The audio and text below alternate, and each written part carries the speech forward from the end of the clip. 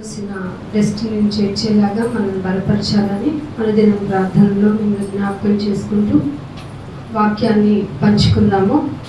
వాక్యం కొరకే మనం ఇక్కడికి వచ్చాము. లేకపోతే మనం మన హౌస్ మన ఇళ్లలో అంతకంటే సౌకర్యాలతో ఉండగలం. సౌకర్యాల కంటే కూడా ఆయన మాటను సమీపించి ఆలకించడం మంచిది. సో ఆలకించాలి అన్నప్పుడు ఎవరైనా ఇక్కడికి వచ్చి ఆయన మాట వినకుండా వెళ్తే ఆయన దృష్టిలో అపరాధులు అయిపోతారు. కాబట్టి వాక్యానికి వినటానికి మీ చెవులను, టోటల్ బాడీని, చెవులు అనటం కన్నా మన శరీరం మొత్తాన్ని ఆయనకి లోపరిచే విధంగా మీరు దానికి చెప్పండి. శరీరానికి మీరు మర్యాద ఇచ్చారంటే దానికి అది మీ మాట వినదు. దాన్ని మీరేం చేయాలంటే నలగొట్టమంది. బైబిల్ మనకి ఇచ్చిన హింట్ ఏంటంటే దాన్ని నలగొట్టండి. నలగొట్టకపోతే నువ్వు దెబ్బ పడితేనే మాట వింటావురా అని చెప్పేసి నీ బిడ్డలకి ఎలా అయితే బుద్ధి చెప్పాలనుకుంటావో నీకు నువ్వు బుద్ధి చెప్పుకోవాలి అంటే ఖచ్చితంగా నువ్వు నలగొట్టుకోవాలి. లేకపోతే కన్ను మాట వినదు. దేహానికి మొత్తానికి దీపం ఏమిటి? కన్ను. ఆ కన్నే గనక మాట వినకపోతే శరీరం మొత్తం ప్రాబ్లమాటిక్లో వెళ్ళిపోతుంది. కాబట్టి మిమ్మల్ని మీరు మీ జాగృతిలోగా మిమ్మల్ని మీరు చేర్చుకోవాలంటే కన్నుని ఎక్కువ దేవుని వైపు త్రిప్పడానికి ఇవ్వండి. ఆ ఇచ్చే క్రమంలో శరీర అవయవాలన్నిటినీ మీ వైపు త్రిప్పుకునేలాగా, అంటే మీ ఆత్మ వైపు త్రిప్పుకునేలాగా. ఆత్మ ఎప్పుడు దేవుని మాట వినటానికి ఇష్టపడుతుంది. ఎందుకంటే అది ఎవరి దగ్గర నుంచి వచ్చింది? దేవుని దగ్గర నుండి వచ్చింది. కాబట్టి చెప్పమ్మా, నాకు నేను వెళ్ళవలసింది అదే, అక్కడికే వెళ్ళాలి. ఆయన మాట వింటే ఆయన ఇచ్చిన మ్యాప్ వైజ్ కదా నేను వెళ్ళాల్సింది. అంటే వెళ్ళాల్సిన గమ్యస్థానానికి వెళ్ళాలంటే ఆయన చెప్పిన రీతిలోనే వెళ్తే నేను గమ్యాన్ని చేరుకోగలను. నా లెక్క ప్రకారం ఆలోచిస్తే నేను షార్ట్ లిస్ట్ కోరుకుంటాను, సౌకర్యాలు కోరుకుంటాను, భోగాన్ని కూడా కోరుకుంటాను అని శరీరం అంటుంది. కానీ బైబిల్ ఏముందో తెలుసా? మీలో యుద్ధములు పోరాటములు ఎందు నిమిత్తమునో తెలుసునా అని క్వశ్చన్ వేసింది. మీలో మీకు వచ్చే భోగేచ్ఛల వలన అనింది. సో శరీరానికి భోగం ఇవ్వద్దు, దాన్ని ఇచ్చతో పెంచొద్దు, దాన్ని సిలువ వేసేయండి. ఆ క్రమంలో భాగంగా మీకు వాక్యాన్ని చెప్పాలనే ఆశతో నేను ప్రిపేర్ అయ్యి వచ్చాను, వినాలనే ఆశతో మీరు వచ్చారు. వింటున్న మనల్ని మనం సరి చేసుకోవడానికి దేవుడు ఇచ్చిన ఒక మంచి అవకాశమైన ఈ రోజుని సద్వినియోగం చేసుకుందాం. సద్వినియోగం చేసుకునే భాగంగా మనం లోకంలో అన్ని డేస్ పెట్టుకున్న రీతిగా ఒకటే కూడా పెట్టేశారు. ఎలాగో మనం లేడీని రెస్పెక్ట్ చేయలేము, ఎలాగో లేడీని ఉమెన్స్ని మనం చేయలేము, వాళ్ళకి ఇవ్వాల్సిన మర్యాదలు ఇవ్వలేము. కాబట్టి లోకపరంగా వాళ్ళకి ఒక డే ఇచ్చేస్తే వాళ్ళు పడుండిపోతారు అన్నట్టున్నారు. అందుకని డే ఇచ్చారు. ఏంటంటే ఉమెన్స్ డే. ఉమెన్స్ డే రోజు మాత్రమే మనం చేసే పనులన్నీ గుర్తొస్తాయి చాలా మందికి. ఎలా అన్ని చేతులు లేకపోయినా రెండు చేతులతోనే అన్ని టాస్కుల్ని కంప్లీట్ చేసేసి ది బెస్ట్ అనేట్టుగా చేసే ప్రతి ఉమెన్ ఎవరి క్రియేషను? దేవాతి దేవుని క్రియేషన్. ఆ క్రియేషన్లో మెరాకిల్ ఏంటంటే ఉమెన్ ఇంకొక లైఫ్ని ఇవ్వటం కదా. ఒక జీవిని, ఒక ప్రాణిని భూమి మీదకి తేవటానికి గల శక్తి చాలా సాఫ్ట్గా ఉంటుంది, చాలా మృదువుగా ఉంటుంది, చాలా సున్నితంగా ఉంటుంది. అలా ఉండకపోతే జీవి బయటికి రాలేదు. అలా అని మీరేమీ శక్తి లేని వాళ్ళు కాదు అని దేవుడు ఏం చెప్పలేదు. పాపం చాలామంది మన మీద జాలితో మీరు చేయలేరు, మీ వల్ల కాదు అనేటువంటి ఒక రిస్ట్రిక్షన్స్ మధ్య ఉంచడానికి ప్రయత్నించారు. అది ఒక వైలెంట్ వేలో చేయటమే పెద్ద ప్రమాదకరం. ఒక బలహీనత తెలుసుకుంటే ఒక వ్యక్తి, ఒక స్త్రీ కానీ పురుషుడు కానీ వాళ్ళ బలహీనతలు కనుక తెలుసుకొని వాళ్ళకి సపోర్ట్ చేయడం వేరు, వాళ్ళు ఇలా ఉండకుండా ఉండడం అని అడ్వైజ్ చేయడం వేరు. కానీ వాళ్ళ మీద పెత్తనము చెలాయించడం, ఈ మాట చెప్పడానికి నేను సాహసిస్తున్నాను, పెత్తనం చేయాలనే ఆలోచన కలిగి ఉండడం మరి ఎక్కువగా క్రైస్తవ సమాజాల్లో ఉండటం చాలా చాలా దుఃఖకరమైన విషయం. ఎందుకంటే స్త్రీ అని లేదు, పురుషుడని లేదు. బైబిల్ దగ్గరికి వచ్చేటప్పుడు లింగ భేదం క్రైస్తవ సమాజంలో ఉండకూడదు. ఎందుకు నేనే ఈ మాటను ఎత్తుకోవాల్సి వచ్చిందంటే చాలామంది ప్రీచింగ్ విషయానికి వచ్చేటప్పటికి స్త్రీలని అబ్జెక్ట్ చేసేవాళ్ళుగా ఇప్పటికీ ఉన్నారా అంటే నవ్వొచ్చే విధంగా డెఫినెట్గా దాని మీద నిలబడే వాళ్ళు ఉన్నారు. స్త్రీలు బోధించకూడదని బైబిల్ రిఫరెన్స్ ఉంది, ఏం మాట్లాడుతున్నారు అంటారు. సరే మిగతా విషయాలు ఉన్నాయి కదా అంటే వాళ్ళకి అవి ఇష్టం లేదంట, పట్టించుకోరంట. సో నేనేం చెప్తున్నాను అంటే స్త్రీ అని పురుషుడని భేదం లేనప్పుడు భేదాన్ని కలిగి ఉండి నువ్వు వింటున్నావు అంటే ఖచ్చితంగా పరలోకం వెళ్ళాం. నేను ఇది అడ్వైస్తో చెప్తున్నాను సుమా, నేను జడ్జిమెంట్ చేయట్లేదు. సో ఒక మాట మీకు చూపిస్తాను. కీర్తనల గ్రంథము 68వ అధ్యాయము, కీర్తనల గ్రంథము 68వ అధ్యాయము 11వ వచనం చూడండి. మనకందరికీ తెలుసు ప్రభువు మాట సెలవిచ్చుచున్నాడు. ఏమని సెలవిస్తున్నారండి ప్రభువు? దానిని ప్రకటించే స్త్రీలు గొప్ప ప్రకటించే స్త్రీలు ఎప్పుడు ఎవరి చేత రాయించారు? పాత నిబంధనలోనే రాయించారు 11వ వచనంలో. పైగా ఈ గీతం ఎవరు రచించారు? దావీదు గారు. దావీదు ఎవరి ఇష్టానుసారుడు? లోకంలో ఉన్నటువంటి ఇష్టానుసారుడు ఏంటి? ఆయన మనస్సును ఎరిగినవాడు. అపోస్తుల కార్యంలో మాట చెప్పబడుతుంది, నా ఇష్టానుసారుడు అంటే నా మనస్సు తెలిసినవాడు. సో మనస్సు తెలుసుకోవడం చాలా కష్టం అండి. లోకంలో ఉన్న మనుషుల యొక్క మనస్సులే మనం తెలుసుకోక నువ్వేమిటో నాకు అర్థం కావట్లేదు అంటావా లేదా? నువ్వేంటో నాకు తెలియట్లేదు, ఇప్పటికీ నాకు అర్థం కావు అని అంటాం ఒక మనిషి గురించి. కానీ దేవుని యొక్క మనస్సు తెలుసుకోవడం అంటే ఎంతగా దేవునికి దగ్గర ఉంటే తెలిసి ఉంటుంది.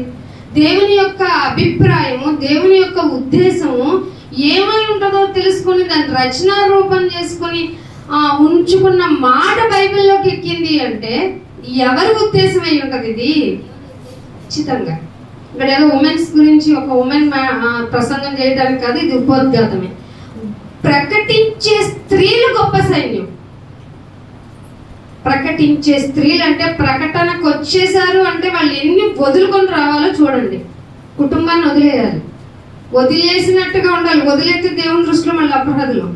దేనికి ఎంతవరకు ప్రాముఖ్యతనివ్వాలో తెలుసుకోవాలి. ఫైనల్కి వచ్చేటప్పటికి నువ్వు ఎవరికి ప్రయారిటీ ఇస్తున్నావు? కుటుంబానికి, దేవునికి అంటే బ్లైండ్గా నేను దేవుడికి అని చెప్తే కుటుంబం అంతా వెళ్ళి నీ భక్తి మేము చూసాంలే అంటారు, పెద్ద ఉద్ధరించడానికి వచ్చావులే అంటారు. కీర్తన మొన్న 28లో చెప్పాను కదా, నేను నా ప్రజలను రక్షించి వాళ్ళని ఉద్ధరించు అని చెప్పాడు కదా అని నేను వెళ్ళి ఫ్యామిలీని నెగ్లెక్ట్ చేసి ఇక్కడికి వచ్చి గంటాపదంగా నేను చెప్పాను అనుకో, అది దేవుని దృష్టిలో చెల్లదు గాక చెల్లదు.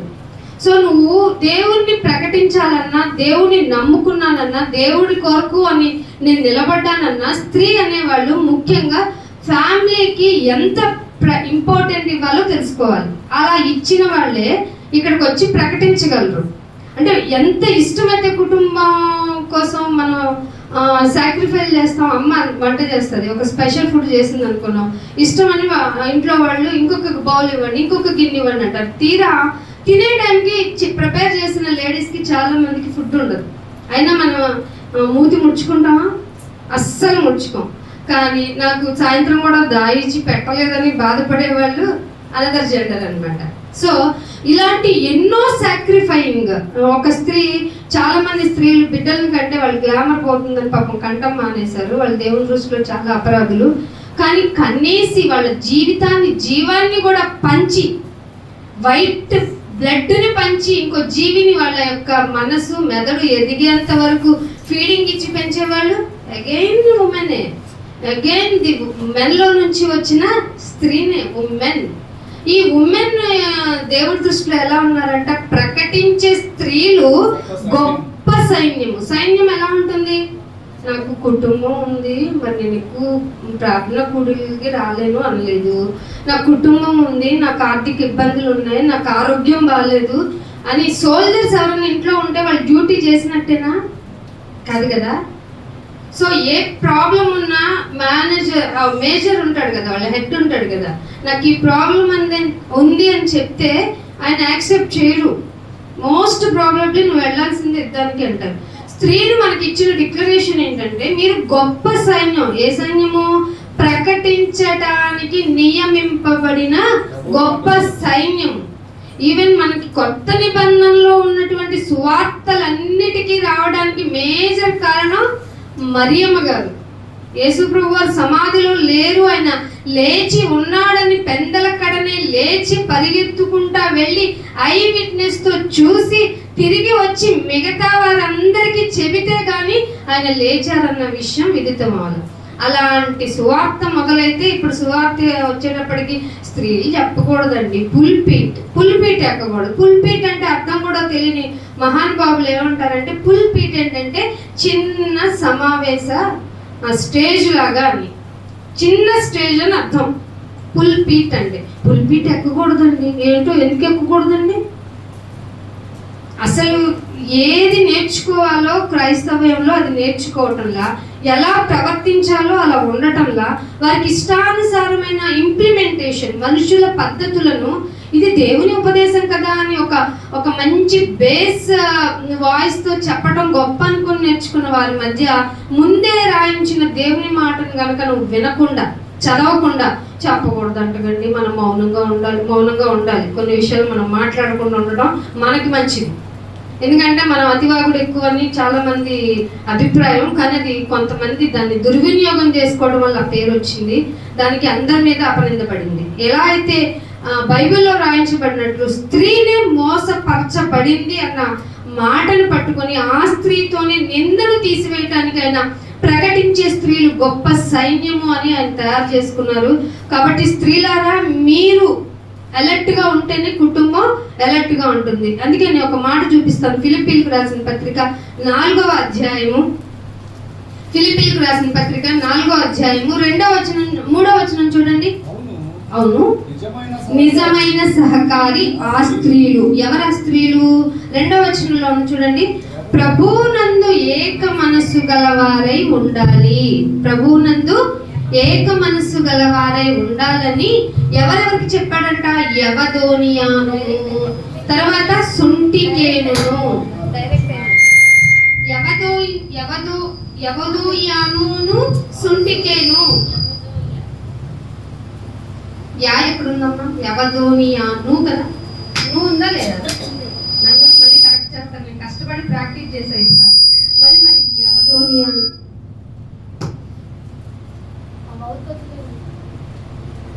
యవదోనియాను అని సుంటికేను. ఇద్దరు స్త్రీలంట, సహకారులంట, నిజమైన సహకారులు. ఎవరు చెప్తున్నారు ఈ మాట? ఫిలిప్పీలకి పౌలు గారు రాస్తూ చెప్తున్నారు. నిజమైన సహకారులు ఆ స్త్రీలు క్లెమెంతుతోనూ నా ఇతర సహకారులతోనూ ఏ విషయంలోనంట? ఇంటి పనులు, వంట పనులు కాదండోయ్, సువార్త పని విషయంలో నాతో కూడా ప్రయాసపడ్డారు. ఏ కొరింథీ పత్రికలలో అయితే స్త్రీ మౌనంగా ఉండవలసిందే, అమ్మా నువ్వు ముసుగేసుకోవడం బెస్ట్ అని చెప్పాడో, ఆ ముసుగెందుకు? హిస్టరీ తెలియని వాళ్ళు ఇష్టం వచ్చినట్టు మాట్లాడినా దేవుడు వారిని జడ్జిమెంట్ లోకి తీసుకెళ్తారు. నరుని పైవేషాన్ని దేవుని చూడడు. కానీ నువ్వు ఇక్కడ నుంచుని చెప్పే విధానము, నువ్వు గుడిలోనికి ప్రవేశించగానే నీ యాక్టివిటీ, నీ ప్రవర్తన, నీ యొక్క శరీరము రిప్రజెంట్ చేసేస్తుంది. ఇది చాలా మందికి తెలియదు. మేము బాగా వచ్చేస్తున్నాం కదా, బాగా ప్రార్థన చేసేస్తున్నాం కదా అనుకుంటారు. చాలా మందికి తెలియని విషయం ఏంటంటే మీ అంతరంగము మిమ్మల్ని రిప్రజెంట్ చేస్తూ ఉంటుంది, మీరు ఎలా ఉన్నారు.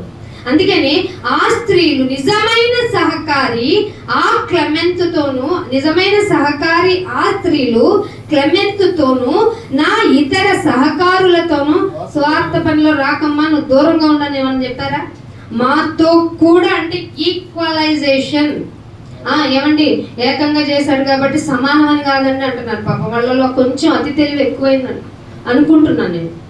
సమానం కాదు, కొంచెం ఎక్కువగాను కొంచెం తక్కువగాను చేశారు, అది సమానత్వం కాదు అంటున్నారు. సువార్త పనిలో నాతో కూడా ప్రయాసపడిన వారు స్త్రీలు శ్రమ పడాలి. దేనిలో తెలుసా?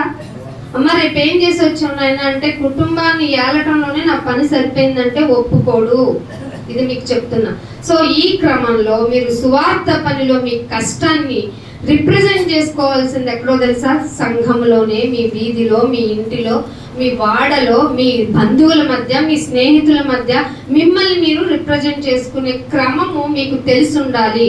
ఆ విధమైన తెలివి మీకు ఉండాలి అనేది బైబిల్ చెప్తుంది. సో అలా మిమ్మల్ని మీరు ప్రిపేర్ చేసుకునే విధానంలో సామెతల్లో అందరూ చెప్తారు కదా, 31వ అధ్యాయం మీరు ప్రతిరోజు చదువుకోవాలి. ఆవిడ ఎప్పుడు లేస్తుంది? అవునా? మనం ఎప్పుడు లేస్తున్నాం? మనం ఎప్పుడు లేస్తున్నాం దగ్గరే మనం పడిపోయామేమో బహుశా. ఆ పెందల కడనే లేచి భోజనమే అంటే మీరు అనుకున్నారు శరీరపరమైనది అనుకున్నారు, ముందు ఆత్మీయంగా తన ఫ్యామిలీలో ఎంతమంది మెంబర్స్ అయితే ఉన్నారో వాళ్ళందరి కోసం యోబు గారు దహన బలులే అర్పించేవాళ్ళంట. అసలు మీరు ఏమన్నా ప్రార్థనలు అన్నా చేస్తున్నారా? రోధించి ఏడ్చే స్త్రీలను కనుక్కోండి అన్నాడంటే లేరా? లేరు. అందుకనే మీరు రోదన చేసే స్త్రీలుగా ఉండాలి. ఆ రోదనను కనుక మీరు చెయ్యకపోతే మీ యొక్క జీవితంలో మీరు మైనస్ అయిపోయినట్టే. మిమ్మల్ని మీరు తగ్గించుకొని మీరే మీ ఈ సంఘంలో ఎలా ఉంటారంటే మేమేం పెర్ఫామ్ చేయలేము. ఎందుకంటే అందరూ చెప్తున్నారు కదా మమ్మల్ని బలహీనులని. మీరు బలహీనులు కాదు, గొప్ప సైన్యము. సహకారి సువార్త విషయంలో మీరు జత పనివారు. జత అంటే ఈక్వల్. ఒక ఎద్దు ఏమంటారు ఎద్దులనే కదండి, ఎద్దులని రెండుటి మీద సమానమైన కాడు ఉంటుందా? ఒకదాని మీద కొంచెం ఎక్కువగా ఒకదాని మీద తక్కువగా ఉంటుందా? లాజిక్ కదా ఇది. జత అంటే ఈక్వల్ కదా, రెండిటికి ఈక్వల్ గా బరువు ఉంటే తప్ప సంఘము క్షేమాభివృద్ధిలోనికి. సంఘం క్షేమాభివృద్ధి అంటే బయట మనం ఓపెన్ మీటింగ్ పెట్టామనుకో డీజిల్ తో సంగీత రోదన కాదు కావాల్సింది. ఆత్మల రక్షణ కోసం సంఘంలోనికి ఎంతమంది వస్తున్నారో వీళ్ళందరూ కలిసి సంఘం బయటకు వెళ్ళి ఏ విధమైన సువార్తను బయట ప్రకటిస్తే ఆత్మ రక్షింపబడగలదో, ఏ రకమైనటువంటి వార్తను ఎలా రిప్రజెంట్ చేస్తే తెలివిగా మీరు ప్రేమించడం ఎలాగో సంఘము బయటకు వెళ్ళి చూపించడమే సంఘము యొక్క క్షేమాభివృద్ధి. వీటిలో జత పనిలో ఒక ఎద్దు బాగా పనిచేసి ఇంకొక ఎద్దు సరిగ్గా చేయలేదంటే బండి ముందుకెళ్తుందా వెళ్ళదా? వెళ్ళదు కదా. సో ఎక్కడ వేసిన గొంగళి అక్కడే ఉంది. కారణం ఏంటంటే జత పని సరిగా జరగటం లేదని. సో సహకారులమైన మనము చాలా జాగ్రత్తగా పని విషయంలో, ఏ పని విషయంలో? సువార్త పని విషయంలో మిమ్మల్ని మీరు ఎలా రిప్రజెంట్ చేసుకుంటారో ఆ విధంగా దేవుడు మీకు తెలివిని అనుగ్రహించాలని మూలంగా మీ అందరికీ very very happy women's day.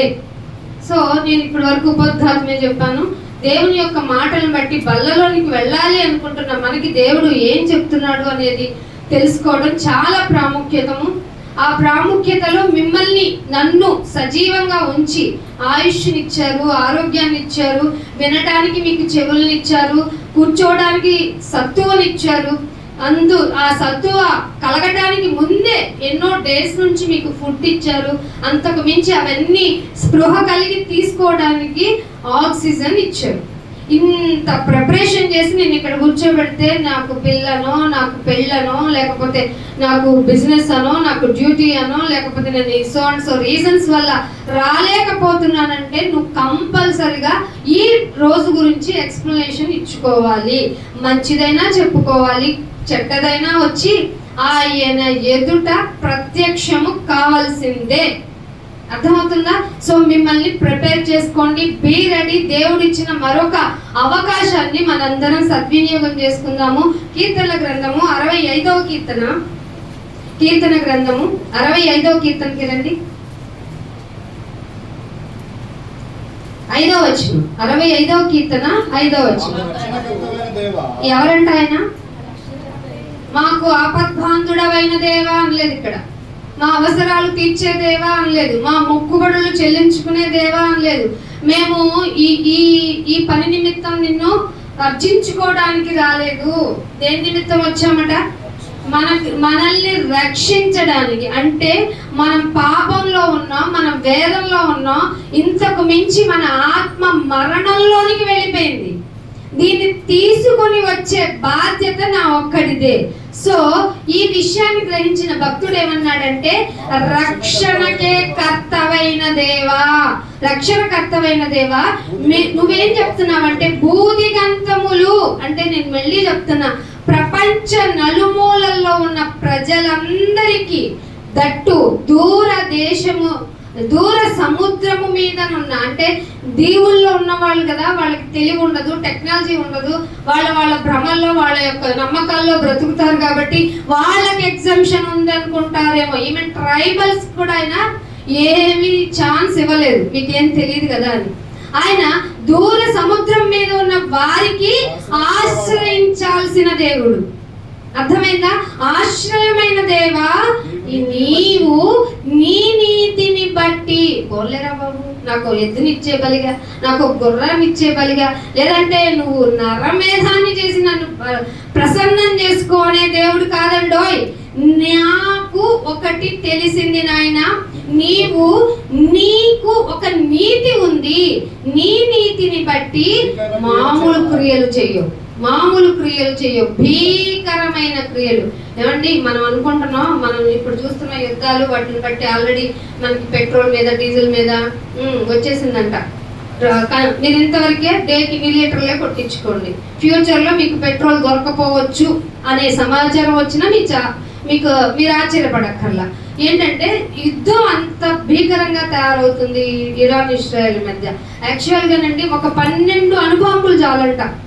దేనికో తెలుసా? 12 అణుబాంబులు కనుక ఈ భూతలం మీద కనుక వేస్తే లేచిన, మీకు ఒక్కొక్క న్యూస్ ఛానల్లో చూపిస్తున్నాడు కదా, బాంబు వేసినప్పుడు వేస్తున్న డస్ట్ ఎలా పైకి లేస్తుందో, అలా 10 అణుబాంబులు కనుక వేస్తే ఆ ధూళిలో నుంచి సూర్యుడు కనపడటానికి 10 సంవత్సరాల టైం పడుతుందట. ఈ లోపు మనిషి ఏమవుతాడు? మనిషి సంగతి పక్కన పెడదాం. ఫస్ట్ అసలు మొక్క మొలుస్తుందా దుమ్ము లేకపోతే, సూర్యుడు లేకపోతే? మహా అయితే ఒక 6 నెలల 4 నెలలు కూడా కష్టమే, ఒక 3 నెలలు. ఎందుకండి, ఒక 4 రోజులు చెట్టుని మన గార్డెన్లో బాబో ఎండవుతుందని లోపల పెట్టిన డేలా పడిపోయి కూర్చుంటారు. కారణం ఏంటో తెలుసా? నాకు సూర్యుడు లేదు, నేను తిండి తయారు చేసుకోలేను అని. మరి 10 సంవత్సరాలు పట్టిందంటే మనిషి కాదు కదా, జంతువు కాదు కదా, ఏది సర్వైవల్ అవ్వలేదు. ఆ డస్ట్ కారణంగా ప్రతిదీ ఎయిర్ పొల్యూషన్ అయిపోతుంది, మనిషి మనుగడ. అలాంటిది ప్రతి దేశాల కౌంట్ చూస్తే 12,000 అణుబాంబులు ఉన్నాయంట. ఎవరిని తగలెట్టడానికి? మొత్తం భూమిని తగలెట్టడానికి. అందుకే మీ నాలుక జాగ్రత్త, అది ప్రకృతి చక్రానికి చిచ్చు పెట్టేస్తుంది అని చెప్పబడిన ఆ రెఫరెన్స్ మనకి ఆల్రెడీ ఇంప్లిమెంటేషన్. రగులుకుంటుంది భూమి మీకు. అలా 12,000 అణుబాంబులు వేస్తే టోటల్ సోలార్ సిస్టమే కొలాప్స్ అయిపోద్దంట. మన సోలార్ సిస్టమ్ కాదు, మనం ఒక సోలార్ సిస్టమ్ లో ఉన్నాం, టోటల్ సోలార్ సిస్టమ్ మొత్తం డిస్ట్రాయ్ అవుతుందంటే టోటల్ మన నాశనాన్ని మనమే కొని తెచ్చుకుంటున్నాం. అందుకే అది మీరు గొప్ప అనుకుంటున్నారేమో, భూమిని తగలబెట్టుకోవడం. నా నీతితో కనుక నేను జడ్జ్ చేస్తే భీకరమైన క్రియల చేత నేను రిప్లై ఇస్తాను అని దేవుడు చెప్తున్నాడు. సో మనల్ని మనం జాగరూకులను చేసుకోవడానికి దేవుడిచ్చిన చక్కటి అవకాశాన్ని నిద్రపోతునో, అలక్ష్యంగానో, లేదంటే వేరే విధమైనటువంటి అనాలోచితమైన అనవసరమైన పనుల్లో పెట్టి వాక్యాన్ని వినకుండా మిమ్మల్ని మీరు ఆర్తి వేసుకోకండి, ఆత్మను ఆర్పుకోకండి. అందుకని ఇంకొక మాట చూపిస్తాను చూడండి. జఫన్యా గ్రంథము కొంతమంది రాసుకోవడానికి ప్రయత్నించండి. అవసరం మీకు వాక్యాలు. ఈ వాక్యాలు మీరు చదువుకుంటే అర్థం కాకపోవచ్చు. 2వ అధ్యాయము 1వ వచనం చూడండి. ఏ జనులు అంటండి? ఒరే సిగ్గుమాలనాడా అన్నారు అనుకోండి. ఏంటి అట్లాంటి మాటలు మాట్లాడుతున్నారు? ఇదే దేవుడు అంటే ముఖం ఎక్కడ పెట్టుకుంటారు? దేవుడు ఎప్పుడు సిగ్గుపడ్డండి. సిగ్గుపడేది మనం, పడాల్సింది మనం. ఎందుకంటే మన పనుల నిమిత్తం మనమే సిగ్గుపడాలి. వన్ డే వస్తుంది. ఏంటి లోకపరమైన ఈ చిన్ని విషయాలుగా నేను ఇంత ప్రలోభ పడిపోయి నేను నిత్య జీవాన్ని వదులుకున్నాను. నిత్య జీవం అంటే ట్రాష్ అనుకున్నాను, నిత్య జీవితం పరలోకం అంటే వెరీ ఫన్నీ అనుకున్నాను. ఇట్లాంటి విషయాలుగా ఈ లోకపరమైన 3 నాళ్ళ ముచ్చట కోసమా నన్ను నేను వదులుకున్నాను అనుకుని సిగ్గుపడే జనాంగం మీరు. సిగ్గుమాలిన జనులారా కూడి రండి. అయినా పిలుస్తున్నాడండి. సిగ్గుపడాల్సిన మనల్ని కూడి రండి అని మళ్ళీ పిలుస్తున్నాడు. మీకు విషయం చెప్పాలి, టైము చాలా గడవట్లేదు అనుకుంటున్నారుగా, సిగ్గుపడండి మీరు. ఎన్నాళ్ళు ఇక్కడ 8 గంటలు ఆదివారం వస్తుంటే దిగులు అవుతుంది, 3 గంటలు ఇక్కడే సరిపోతుంది అని అనుకునే వాళ్ళారా సిగ్గుపడండి. ఇక్కడ ఉండడం మీకు మధ్య అవసరం. రేపు ఫ్యూచర్ ఎలా ఉంటుంది? ఇందాక నేను మా సార్తో డిస్కస్ చేసుకుంటూ ఉన్నాం. రేపు ఫ్యూచర్ కనుక మనకు కూడా యుద్ధం అని డిక్లరేషన్ వస్తే పరిస్థితి ఏంటి? నిజంగా రావచ్చు. ఎందుకంటే కొన్ని దేశాలు ఒకవైపు వెళ్తున్నాయి, కొన్ని దేశాలు ఒకవైపు వెళ్ళిపోతున్నాయి. ఈ దేశాల మధ్యలో ఎటో ఒక సైడ్ మనం తేల్చుకోవాల్సిన పరిస్థితులు ఖచ్చితంగా వస్తాయట. వస్తాయని విశ్లేషకులు చెప్తున్నారు. అప్పుడు పరిస్థితి ఏంటి? నేను మొన్న కూడా చెప్పాను, డబ్బు కొంచెం ఉంచుకోవాలి, వాటర్ ఉంచుకోవాలి, ఫుడ్ ఉంచుకోవాలి, సోలార్ బేస్ మీద వేయండి, కొన్ని చిన్న బ్యాటరీస్ లాంటివి, టార్చ్ లైట్ లాంటివి పెట్టుకోవాలి. అయినా యుద్ధం ప్రొలాంగ్ అయితే ఆకలి దప్పులు కన్ఫామ్. కానీ దేవుడు ఏమంటున్నాడంటే, పొట్టు గాలికి ఎగిరిపోవడానికి ఎంత టైం పడుతుంది మీకు తెలుసా? ఎంత టైం పడుతుంది? Fraction of second. ఒకసారి పొట్టు ఎగరగొట్టండి చూడండి. పొట్టు గాలికి ఎగిరినట్లుగా టైము గతిస్తుంది. మీకు తెలుస్తుందా? టైం అయిపోతుందన్న విషయం మీకు తెలుస్తుందా? మీరేమో ఆదివారం మళ్ళీ వచ్చిందేంటి, మాకేంటి బాధ. కొంతమంది చక్కగా బయట ఎంజాయ్ చేస్తున్నారు, మేము ప్రతిసారి ఇక్కడ కూడుకుంటున్నాం. అయ్యో, ఇక్కడ కూడుకోవడం దేవుడు మనకి ఇచ్చిన అదృష్టం, వరం. ఆ వరాన్ని ధిక్కరించి వెళ్ళిపోతున్నావు అంటే నువ్వు ఎంత మూర్ఖుడు అయి ఉంటే, ఎంత కఠినాత్ముడు అయి ఉంటే, ఎంత దుష్ట లక్షణం ఉండుంటే నువ్వు త్రోసి వేసుకుంటున్నావు. ఇన్ఫాక్ట్ నీ ఫ్యామిలీతో కదా నువ్వు ఇక్కడ ఉండాలి.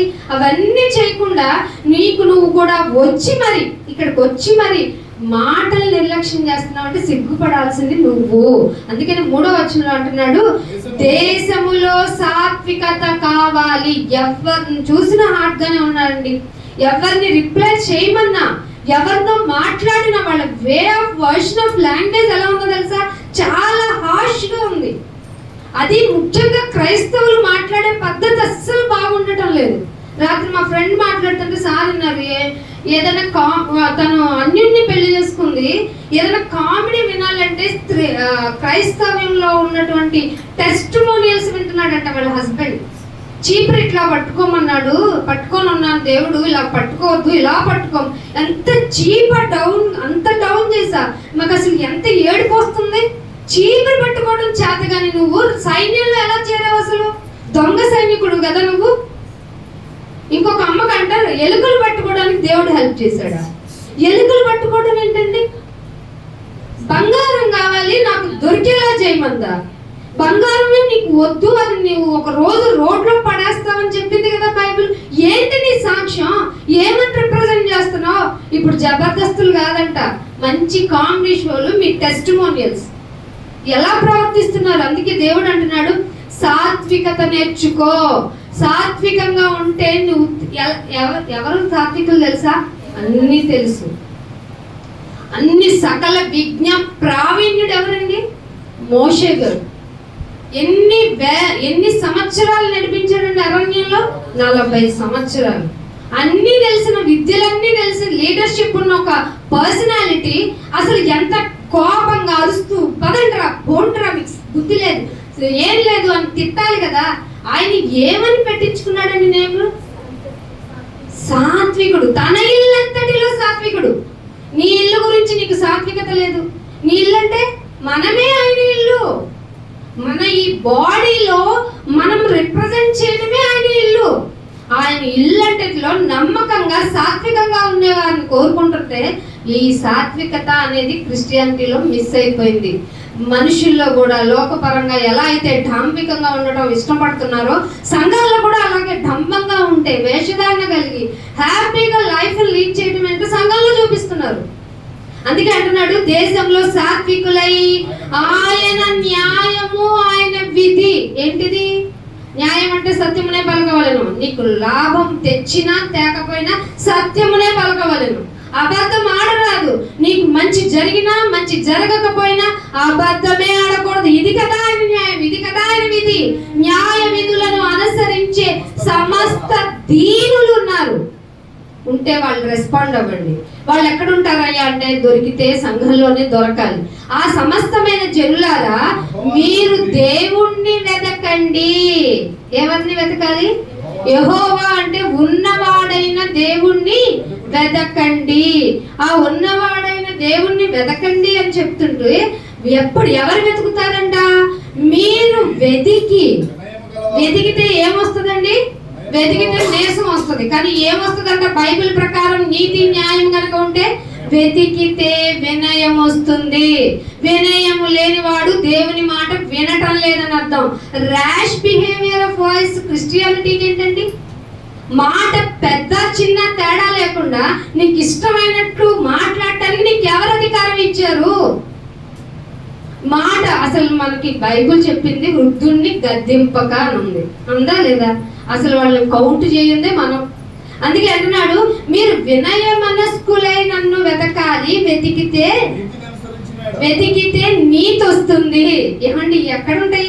ఏ విద్యాలయంలో మనం ఈ పేరు ప్రొనౌన్స్ చేయడం నేను డేర్ఫుల్ గా చెప్తున్నా, ఏ యూనివర్సిటీలో ఇలాంటివి చెప్పగలరు చెప్పండి? చెప్పండి. న్యూక్లియర్ కనిపెట్టాను, న్యూక్లియర్ ఈ పవర్, న్యూట్రాన్ పవర్ కనుక్కొని న్యూక్లియర్ బాంబులు కదా కనిపెట్టుకోగలిగాము. ఏ విషయంలో అండి మనం మంచి నేర్చుకోగలిగాం, విద్య నేర్చుకొని. అందుకే బైబిల్ చెప్పింది, లోకము తన జ్ఞానానుసారంగా దేవుణ్ణి వెతకలేదు, నా నీతి ప్రకారంగా, నా న్యాయ ప్రకారంగా మీరు నన్ను వెతకాలి, వెతికితే వినయం వస్తుంది. అయ్యగారు ఏం చెప్తాంలే ప్రతిసారి ప్రార్థన పెట్టకుండా అని అనరు. చెప్పండి, మాకు చెప్పాలి. నా శరీరం వినటలేదు, అయినా నా ఆత్మ సంసిద్ధము అనే క్యాపబిలిటీ, సంసిద్ధతతో మీరు ఇక్కడికి రావాలి. అందుకే అంటున్నాడు, వెతికితే వినయం వస్తుంది. వెతికితే ఆ వెతికిన వారు వినయం కలిగి ఉంటారు, వినయం ఉన్న వారు నీతితో ఉంటారు. ఆ నీతిని అనుసరిస్తే ఒకవేళ ఇన్ని చేసినా మేబీ ఆయన తన ఉగ్రత దినమందు నిన్ను. ఇవన్నీ చేయాలంటే ఏం చేయాలో తెలుసా? వెతకాలంటే ఏం తెలియాలి? నీతిగా ఉండాలంటే ఏం తెలియాలి? వినయంగా ఉండాలంటే ఏం చేస్తే తెలుస్తుంది అంటే, ఒకరిని జ్ఞాపకం చేసుకుంటే తెలుస్తుంది. ఎవరైనా నీతిగా ఉన్నాడు. ఈ పాప శరీర ఆకారాన్ని ధరించుకుని ఆకలి దప్పులు శరీర కోరికలు డామినేట్ చేసేటువంటి ఈ శరీరాన్ని ధరించుకుని ఏ మాత్రము శరీరానికి లొంగకుండా 40 దినాలు 24 గంటలు 40 వేసుకొని ఉపవాసం చేసినా సరే, నీ ముందు ఇదిగో నీకు కెపాసిటీ ఉంది కదా, రాళ్ళనైనా రొట్టెలు చేసుకోగలవు కదా అని నీకు హింట్ ఇచ్చిన, ఏం చెప్పగలిగిందో తెలుసా? శరీరం ధరించుకున్న ఆ మానవ అవతారం ధరించిన మహాదేవుడు ఏమన్నారండి? మనుష్యుడు అన్న తొందరగా ముగించు. ఎందుకు? తిండి తినాలి కదా, టైం అవుతుంది కదా, ఎందుకు ముగించాలి? మనిషి రొట్టె వలన మాత్రం కాదు, అన్నం వల్ల మాత్రమే కాదు, దేవుని నోటి నుండి వచ్చే మాట చెప్పబడింది. 66 పుస్తకాల్లో 10 రిఫరెన్స్లు తీసుకొని ఒక గంట కాదు కదా, ఒక అరగంట పాఠాన్ని నీ మదిలోనికి పెట్టుకోకుండా వచ్చి నువ్వేం చేస్తావు? ఇక్కడికి వచ్చి ఏం విందామని వచ్చో, ఏం చేద్దామని వచ్చో? అంటే శరీర సంబంధమైన పారంపర్య ఆచారం చేద్దామని వచ్చావా? బల్ల తీసుకోవడం పారంపర్య ఆచారమా? జ్ఞాపకం చేసుకోవడమా? ఆయన జ్ఞాపకం చేసుకోమన్నప్పుడు ఆయన ఒంటరి వాడైపోయాడు. నువ్వేంటి నేను ఒంటరిని అయ్యా నన్ను కాపాడయ్యా అంటావు? నువ్వు ఒంటరి అవ్వమన్నాడు కదా, ఒంటరి అయిన వాడు 1000 మంది అన్నాడు కదా. మాట మర్చిపోతావు. నువ్వు చదవు, కొన్ని చదవలేదు కదా అని ఇక్కడ అసెంబ్లీ చేసి వినిపిస్తే పట్టించుకోవు, నీకు అవసరం లేదు. ఎందుకంటే అన్ని స్థితిగతులు, అన్ని అవసరాలు నీకు చక్కగా సమకూర్చబడుతున్నాయి కదా, కృపాకాలంలో ఉన్నావు కదా, ఏం తోచదు నీకు. ఇన్ఫాక్ట్ ఆయన మాట నీ మదిలోనికి వెళ్ళదు. శరీర పరంగా మాత్రం జాగ్రత్తగా విన్నట్టు నటిస్తావన్న మాట నేను ఎందుకు చెప్పగలుగుతున్నావు అంటే, నీ క్రియలు రిప్రజెంట్ చేస్తున్నాయి. నువ్వు నీ మాట తర్వాత బయటికి వెళ్ళి నువ్వు చెప్పే విధానం రిజల్ట్ చెప్పేస్తుంది నువ్వు ఏ విధంగా వింటున్నావని. అందుకే అంటున్నాడు, ఒక మాట, నా మాట వినాలి అంటే మీరు నన్ను వెతకాలి. వెతికే వాళ్ళు ఉన్నారా? ఆలోచించే వాళ్ళు ఉన్నారా? ఆయన మాటను పట్టించుకునే వాళ్ళు ఉన్నారా? నటించే వాళ్ళు ఉన్నారా? ఖచ్చితంగా వేషధారులే అని చెప్పింది బైబిల్. అందుకనే ఒక మాట చూపిస్తాం చూడండి. ఎఫెసీయులకు రాసిన పత్రిక 4వ అధ్యాయము, ఎఫెసీయులకు రాసిన పత్రిక 4వ అధ్యాయము 14వ వచనం. అందువలన మనం ఇక మీదట, ఎప్పుడు మీరు బాప్తిసం తీసుకున్న నాటి నుండి చేయాలి, చేయట్లేదు కనుక మళ్ళీ నీకు ఒక పునరుత్థానపు దినాన్ని దేవుడు ఇచ్చాడు కనుక దేవుడు మళ్ళీ చెప్తున్నాడు ఏంటో తెలుసా? ఇక మీదట మీరు రౌడీల్లాగా ఉండండి, ఇక మీదట మీరు వ్యభిచారుల్లాగా ఉండండి, ఇక మీదట మీరు శరీర కోరికలు విడిగా తీర్చుకునే వారిలాగా ఉండండి అని చెప్పిందండి బైబిల్. ఇక్కడికి వస్తే మనం చచ్చిపోవాలి, దేవుడు కొడుతూనే ఉంటాడు, తప్పదు. కొట్టించుకోవడం మంచిగా, దేవుడితో మనల్ని కొట్టించుకోవడం మంచిది. బైబిలే చెప్పింది కదా, నా మాటతో మీరు కొట్టబడిన మీరు నీతిమంతులుగా తీర్చబడతారు. అందుకే అంటున్నాడు, మనం ఇక మీదట పసిపిల్లలమే. పసిపిల్లాడికి ఏం కోరికలు ఉంటాయి చెప్పండి? నిజమేనా? కరెక్టే మౌలి?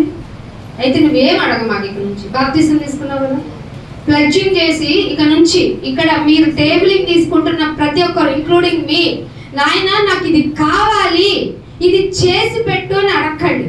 నాయన నేను వెళ్తున్నాను, డే ఆఫ్టర్ నా ముందు ఓపెన్ అవుతుంది అంటే మరొక రోజు నాకు ఇస్తున్నావు, వచ్చినప్పుడు ఆ డేలో నేను నీతిగా నిజాయితీగా నన్ను నేను పాస్ అయ్యేలాగా, ఇందాక మా సార్ ప్రార్థన చేశారు కదా, నేను ప్రతిరోజు పాస్ అయ్యేలాగా పరీక్షల్లో నెగ్గేలాగా నన్ను కాపాడుతున్నావు, థ్యాంక్ యూ. ఇలా చెయ్యండి, డే ఆఫ్టర్కి నన్ను ప్రిపేర్ చేయండి.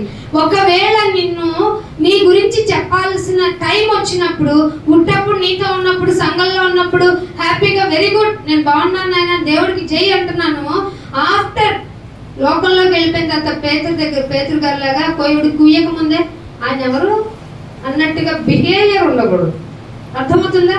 అందుకే అంటున్నాడు, ఇక మీదట మనము పసి పిల్లలమై ఉండి. మీ పిల్లల్ని చూసుకోండి. దేవుడు మీకు పసిపిల్లలను ఊరుకునే ఇచ్చాడా? ఆయనకు అవసరమైతే రాళ్ళ నుండి కూడా తెచ్చుకుంటాడు. మీకు తెలియాల్సింది ఏంటంటే పసిపిల్లలు చూసుకొని నేర్చుకోవాలి. మన పిల్లలు మనం చూసి కదా నేర్చుకుంటారు. మీ కర్మ, మీకేం తెలియాలి అంటే మనమే పిల్లల్ని చూసి నేర్చుకోవాలి. అదే అన్నాడు ఇక్కడ. ఏమన్నాడు? పసి పిల్లలై ఉంటే మీరు మనుషులు మాయ చేసే వాళ్ళు ఒక బ్యాచ్ ఉంది. వాళ్ళు ఆ మాయని ఉపాయంతో చేస్తారు.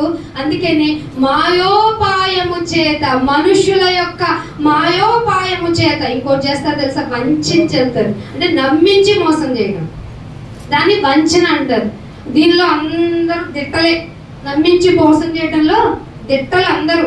వాళ్ళకి ఆస్కారం ఇచ్చేయచ్చు. ఒక్కొక్కరికి ఒక ప్లాన్ ఉంటుంది వంచన చేయడంలో. అందుకని అంటున్నాడు, మనుషుల మాయోపాయాల చేత గాని వంచన చేత గాని తప్పు మార్గానికి లాక్కెళ్ళటానికి యుక్తి కూడా కాదు, కుయుక్తి. అర్థమైందా? తప్పు మార్గాలకి ఎలా తీసుకెళ్ళొచ్చో, రారా ఇక్కడికి వెళ్ళొద్దు ఉంటుంది. ఎందుకంటే సిగరెట్ తాగకూడదు, అయ్యో వెళ్ళకూడదు అని అన్నావు అనుకో, అంటావా నువ్వు? పద వస్తాడు, నువ్వు వెళ్ళొద్దు నేను వెళ్ళను, రా ఇద్దరం కూర్చుని ఒక ఆశ్రయ దుర్గం ఉందని పిలిచే దమ్ము మీకుందా మా పిల్లలారా? అసలు ఉందా? ఇక్కడ ఇలాంటి విషయాలు మీరైనా సరే గెట్ టుగెదర్లనో, సినిమాకి వెళ్దామనో, శ్రీమంతాలకు వెళ్దామనో, పెళ్లిళ్ళకి వెళ్దాం, గుంపులుగా పోతాం. కానీ వీటికన్నిటికంటే ముఖ్యమైనది దేవుడు సన్నిధి. ఆయన దగ్గర కనుక మనం వెళ్ళకపోతే, ఉండకపోతే అసలు జీవితమే వేస్ట్ అనుకునేటువంటి పరిస్థితులు ఏమన్నా మీరు కల్పించుకుంటున్నారా? అందుకే అన్నాడు, వంచన చేత గాని కుయుక్తి చేత గాని గాలికి కొట్టుకుపోతున్నారంట జనాలు. ఆ గాలికి కొట్టుకుపోయినట్లుగా కల్పింపబడి, అంటే దేవుడు చేత కాకుండా మనుషుల చేత కల్పింపబడినటువంటి ప్రతిదీ ఉపదేశంగా వచ్చేస్తుంది సంఘంలోకి. ఉపదేశమునకు ఇటు అటు. అయ్యగారు ఇక్కడ నవ్వించట్లేదు కానీ అక్కడికి వెళ్తే కొంచెం కామెడీగా ఉంటుంది, నిద్ర రాదు. నిద్ర అవుతుందా? అసలు నీ శరీరం నీకు నలగలేదు, విచారంగా ఉంది. దేవుని దగ్గర రాగాలి అంటే వాక్యానికి నువ్వు భయపట్టలేదు, నీతి లేదు, న్యాయం లేదు.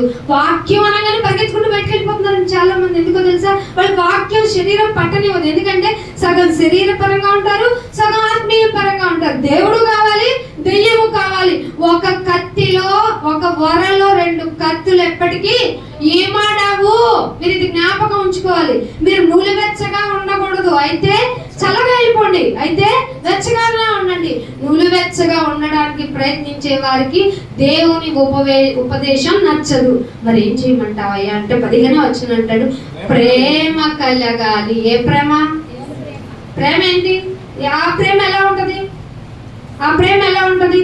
1 కొరింథీయులకు రాసిన పత్రిక 13వ అధ్యాయం. ఇది మళ్ళీ నాకు గుర్తు చేయండి. 1 కొరింథీయులకు రాసిన పత్రిక 13వ అధ్యాయము. 1 కొరింథీయులకు రాసిన పత్రిక 13వ అధ్యాయము. చదివారు ఎప్పుడన్నాను? ఏంటో ఎవరైనా మగ పిల్లలు చదవండి. పాపం ఆడపిల్లలకి ప్రేమించడం తప్ప అమ్మాయికి లేదు తెలియదు. చదవండి. అశోక్ని చదవమ్మా, అశోక్ని చదవమని. 1 కొరింథీ బైబిలే తీయలేదా? 13వ అధ్యాయము 4వ వచనం చదవలేడు. ఎందుకంటే ప్రేమ దీర్ఘకాలాన్ని ఏం చేస్తుందట? మనం ఇప్పుడు దేవుడి తీర్పులో ఉన్నామా, దేవుడి యొక్క కృపలో ఉన్నామా? ఏం చెప్పట్లేదు, మీరే చెప్తున్నారు. ప్రేమ అంటే ఏంటంటే దీర్ఘకాలం సహించాలి. అంటే సహించాలి అంటే ఏంటి దాని అర్థం? పాజిటివ్ లేకపోయినా నెగటివ్ కనిపించినా సహించాల్సిందే. ఒకసారి దైవికంగా నువ్వు కంబైండ్ అయిపోయి ఎవరినన్నా ప్రేమిస్తున్నాను అంటే దేవుని ప్రేమ నువ్వు మనసులో కలిగి ఉంటే ఏ లోపం మంచిదే. సహించాలి అని చెప్తాం కాబట్టి కొన్ని కప్పుల్స్ వెళ్ళిపోయినట్టున్నారు. అందుకని సహించాలి. ఏం చేయాలంట? దయ చూపాలి. ఎందుకు? వీడు ప్రకారంగా చేయట్లేదు, వీడి చేత ప్రేరేపించబడుతున్న శక్తి ఇలా చేయిస్తుంది కాబట్టి నేను సహిస్తున్నాను. నేను ఈ ప్రార్థన, నా బాధని, నా వేదనని ఆ తండ్రికి తెలిసేలాగా ఉంటాను. వన్స్ నన్ను టచ్ చేస్తే ఆయన కనుపాపని టచ్ చేసినట్టు కదా అనే విశ్వాసం లేని వాళ్ళు కోర్టుల దాకా వెళ్ళి సెటిల్మెంట్ చేసుకుంటారు. అని ప్రాణాపాయం వచ్చిన వాళ్ళ సంగతి నేను ఇక్కడ మాట్లాడుతున్నా. క్యాజువల్ గా ప్రేమ అయితే ఏం చేస్తుందో చెప్తున్నా. మచ్చరపడదు. ఒకళ్ళని ప్రేమిస్తుంటే, ఒకళ్ళని గౌరవిస్తుంటే, ఒకళ్ళని కనుక ప్యాంపరింగ్ చేస్తుంటే ఇంకొక కపుల్ ఆఫ్ పార్ట్నరు మచ్చరపడదు. నేను ఎంతమంది చూసాను, వాళ్ళ కళ్ళల్లో నుంచి కారిపోతా ఉంటది మచ్చరం. మచ్చరం అండి, నీ సగభాగాన్ని కదా. మచ్చరపడదు. పైగా అసలు ప్రేమ అంటే ఐ లవ్ యూ బంగారం అని బయటికి ఊత పదాలు లాంటి మాటలు చెప్పరు. దంభం అసలు ప్రదర్శించదు.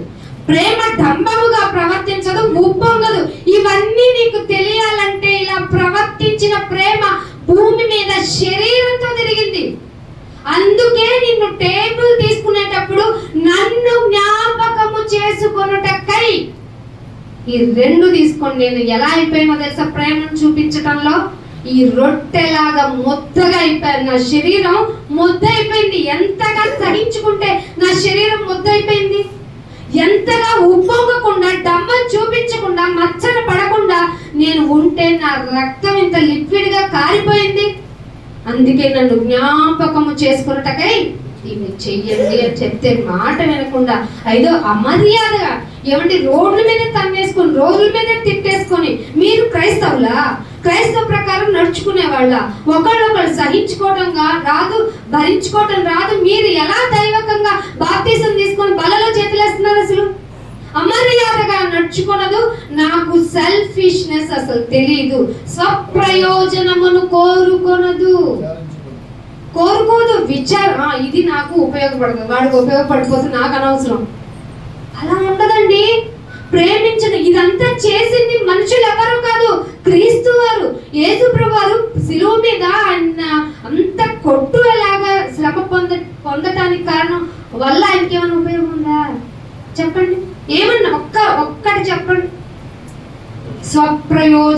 ప్రయోజనమును విచారించదు. ఇంకేంట? అపకారం. ఎట్టయినా తీసుకెళ్లి జైల్లో పెట్టాలి, ఎట్టయినా దీన్ని కోర్టుకి ఇచ్చాలి. ఇలాంటివి ఉంటాయండి మనసులో. స్వప్రయోజనమును విచారించదు. అపకారము మనసులో కూడా ఉంచకూడదంట. ఇది యేసుప్రభు చూపించారండి. అలా ప్రవర్తించడానికి, ఇదిగో మీరు అలా మారాలి అని చెప్పడానికి, నన్ను జ్ఞాపకము చేసుకున్నటకై మీరు ఇది చెయ్యండి, ఇది చెయ్యండి, ఇది చెయ్యండి. దేవుని వల్ల నాకు అప్పగింపబడిన దాన్ని నేను సంఘమైన మీకు అప్పగిస్తున్నాను. నన్ను జ్ఞాపకం చేసుకున్నటకు చేయండి. అంటే నిన్ను చేసుకో, నీ పనులు చేసుకో, తిట్టా ఇచ్చే తినేస్తాం. అమ్మ రొట్టె సాల్టెడ్, ద్రాక్షరసం వెరీ పుల్లగా ఉంది. ఇదే స్వప్రయోజనం కూర్చుకోదు. అందుకే 1 కొరింథీయులకు రాసిన పత్రిక 6వ అధ్యాయంలోనే ఒక మాట ఉంది చూడండి, చెప్తాను. 6వ అధ్యాయము 20వ వచనం. 6వ అధ్యాయము 20వ వచనం.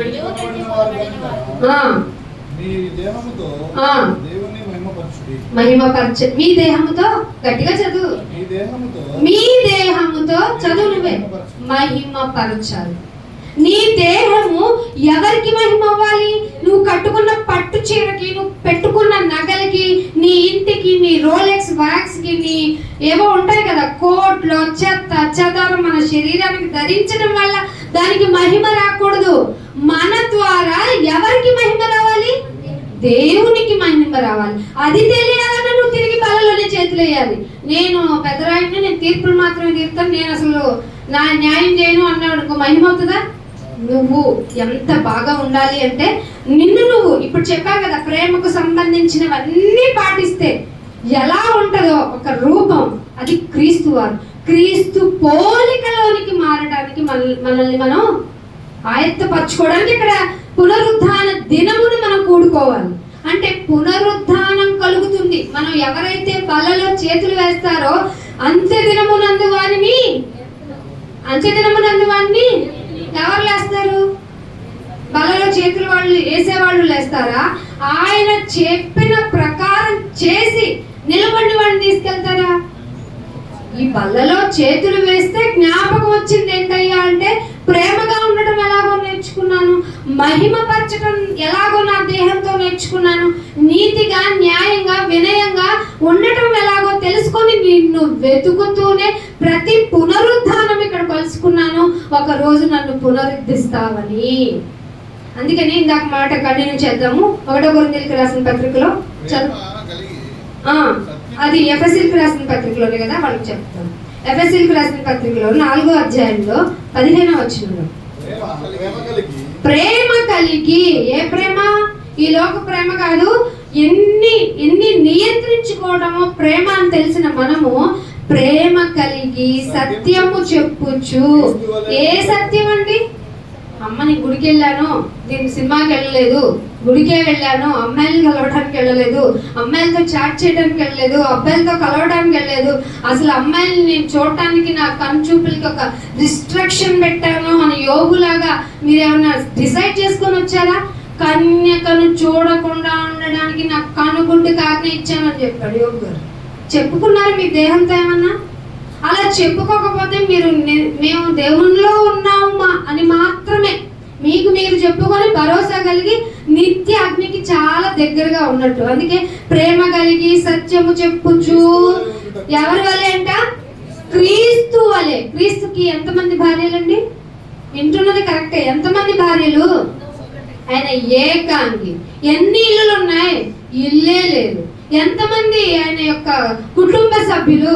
ఒంటరి అయిపోయాడు. సిలువ వేసేటప్పటికి ఒంటరి అయిపోయాడు. ఈ స్థితికి నువ్వు తెచ్చుకోగలవా? నువ్వు కుటుంబం లేకపోతే మనం లేమండి. ఎవరు చెప్తారండి? కుటుంబం డబ్బు ఉంటే ఒకలాగా ఉంటుంది, డబ్బు లేకపోతే ఇంకోలాగా ఉంటుంది. ఒక రోజు నీ స్థితిగతులు 1 డేలో మారిపోతాయి. దుబాయ్ చూడండి, 1 డేలోనే ఎయిర్పోర్ట్ మూసేశారు. మీకు తెలియాల్సిన విషయం అది. ఏమంటే క్రీస్తు వలె ఉండడానికి మనల్ని మనము అన్ని విషయాల్లో ఎదగడానికి ఇక్కడ రక్త మాంసాల్లో మనం పాలి భాగస్థులం అవ్వాలి. ఎప్పుడైనా అర్థమైంది? పళ్ళు తీసుకోమన్నారు, పళ్ళు తీసుకోవాలని చందాకు డబ్బులు లేవు. ఎవరు చెప్పండి మీకు? చందా ఎప్పుడు వెయ్యాలో తెలుసా? సంఘానికి అవసరం ఎప్పుడో తెలుసా? ఇవన్నీ మీకు తెలియకుండా మిమ్మల్ని మీరు ఉద్ధరించుకోవడానికి, మిమ్మల్ని మీరు అన్ని విషయాల్లో ఎదగడానికి బల్లలో చేతులు వేయాలి కదా. మిస్ అయిపోయారా చాలాసార్లు? క్షమించమని అడిగే టైం ఉందండి. అయినా తప్పైపోయింది, క్షమించండి. చాలా విషయాల్లో నన్ను ఎదగడానికి బలలో చేతులు వేయించో, నేనేమో ఇక జాలే తీసుకున్నది ఎక్కువ, నేను బాగా బలిసిపోయాను, నా అంత నీతిమంతుడు లేడు, నా అంత గొప్పోడు లేడు, నేను పరిచయుడు లాంటి వాడిని. పరిచయుడు ఏం చేస్తాడు? బయట ఎన్ని తోవేశాడట, లోపలికి ఇన్ని మాత్రం వెరీ ఫంగల్ అజితేంద్రియ తత్వం ఉందట. స్థిర సమాధి చూస్తేనేమో ఎలా ఉంది? చక్కటి సమాధి తెల్లని సున్నంతో కొట్టింది. సరే అని ఓపెన్ చేస్తే అంపు అని చెప్పాడు. పరిచయులాగా ఉన్నారా మీరు? వచ్చి వెళ్ళిపోవటం నేర్చుకున్నారా? పారంపర్య ఆచారం ప్రకారం బలలో చేతులు వేయటం నేర్చుకున్నామా? మార్పు రాలేదా? ఎదగటం పక్కన పెట్టండి, అసలు మార్పు రావాలి కదా. బల్ల తీసుకుంటున్నప్పుడు ఈ విషయంలో నేను ఎక్కువగా మాట్లాడతాను, కోపంగా మాట్లాడతాను, అవసరం లేకపోయినా అబద్ధం ఆడతాను, నాలో డంబం ఉంది, ఇలాంటివన్నీ నేను తగ్గించుకోవాలి. నా చూపు మంచిది కాదు, నా పద్ధతి మంచిది కాదు. చేతిలో ఏదో ఉన్నా కానీ దాన్ని ఏ విషయాలకు వాడకూడదు, అన్ని విషయాలకు నేను వాడుతున్నాను. యోగు గ్రంథం చూడండి, ఒక మాట చూపిస్తాను. 11వ అధ్యాయము, యోగు గ్రంథము 11వ అధ్యాయము. ఈ మాట రాసుకోండి అందరూ. 14వ వచనం చదవను.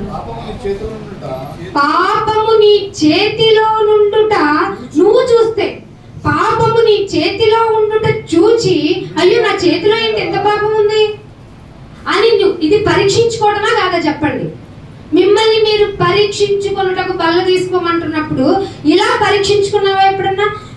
పాపము నీ చేతిలో ఉండుట చూచి నీవు దాన్ని విడిచిన ఎడల, నువ్వు దాన్ని విడిచిపెట్టాలా సమర్థించుకోవాలా చెప్పండి.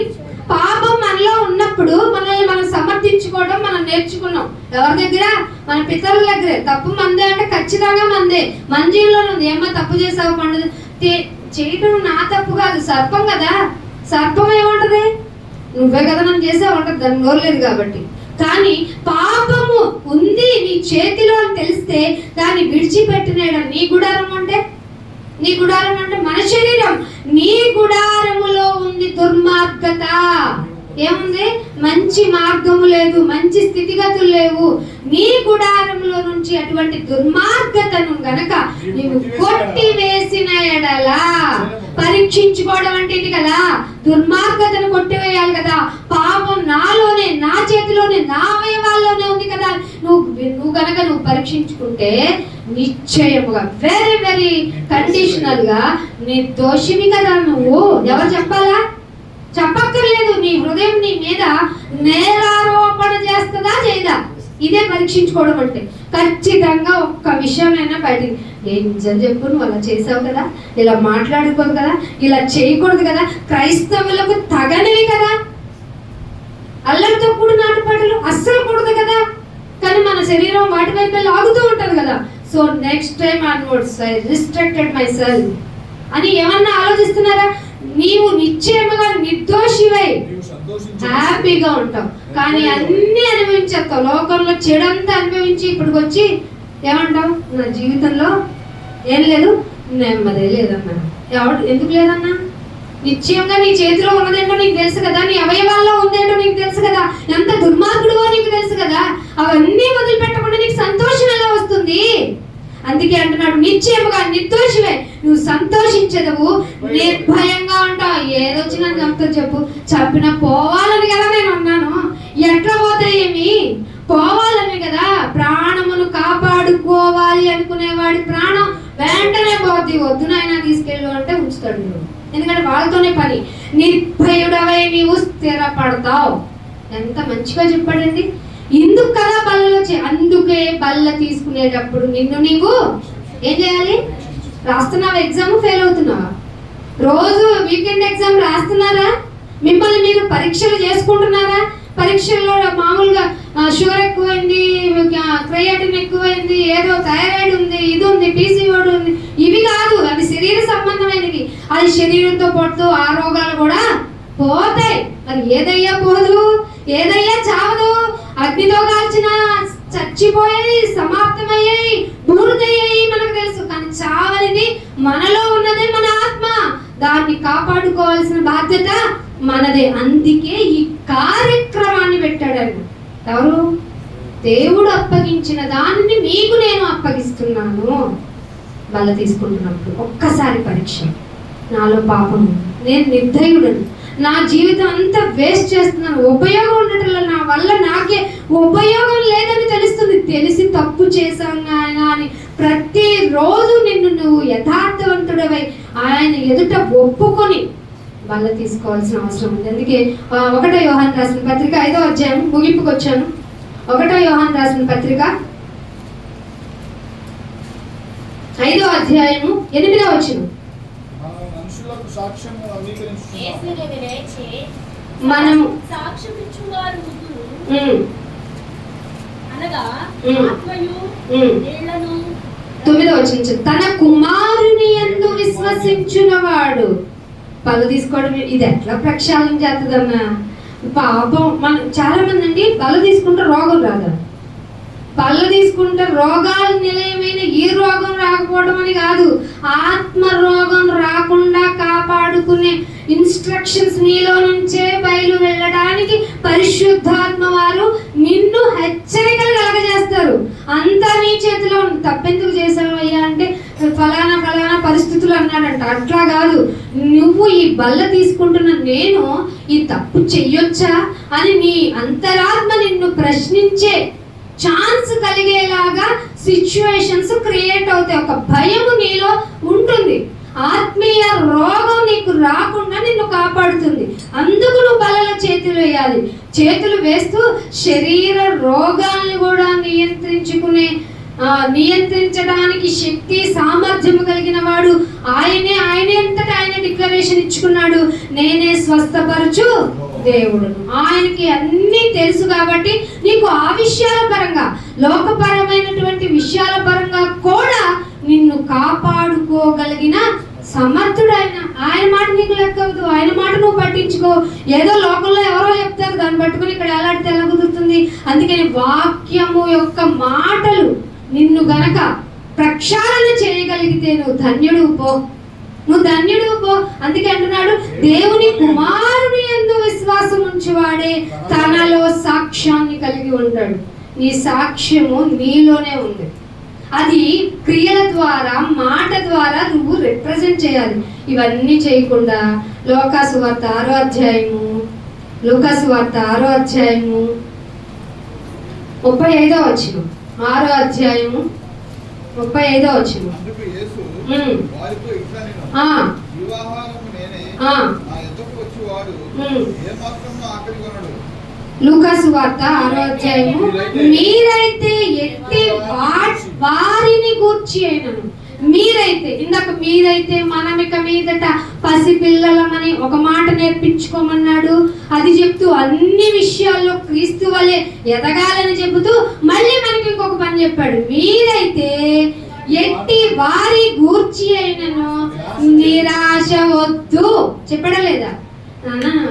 నాయన నాకు వైఫ్ ఉంటే అసలు నేను ఒలింపిక్ లో కంటే ఎక్కువగా దేవుడి పని చేసేవాడు తెలుసా. మరి లోతు గారు ఏం చేశారు? ఉప్పు స్తంభమైన భార్య ఉన్నా ఎలా బతికాడంట? పాపపు లోకంలో నీతిగా బతికాడంట. నా వైఫ్ ఇలాగే, నా మొగుడు ఇలాగే, నా భర్త ఇలాగే, నా పిల్లలు ఇలాగే, నా తండ్రి ఇలాగే, కాబట్టి నేను ఇలా మారిపోయానని వంకలు మాత్రం మనం పెట్టుకోవద్దండి. మేమని చెప్తున్నాడంటే, మీరైతే ఎట్టి వారి గూర్చి అయినను నిరాశ చేసుకోక ఈవెన్ మీ శత్రువుల్ని కూడా. ఇది కదా క్రైస్తవ్యం. ఏ గ్రంథం చెప్పింది చెప్పండి? మళ్ళీ చెప్తున్నా, ఏ గ్రంథం చెప్పింది మీ శత్రువుని ప్రేమించండి? కాబట్టి మళ్ళీ మనం ఎన్ని గ్రంథాలను తెరచి చూచుకున్నా, ఎన్ని వేల కోట్ల దేవాది దేవుళ్ళు అనబడిన వారు ఉన్నా సరే శత్రువుని ప్రేమించు అని చెప్పిన బైబులే నన్ను మార్చింది. ఇది కదా నాలోని సాక్ష్యము.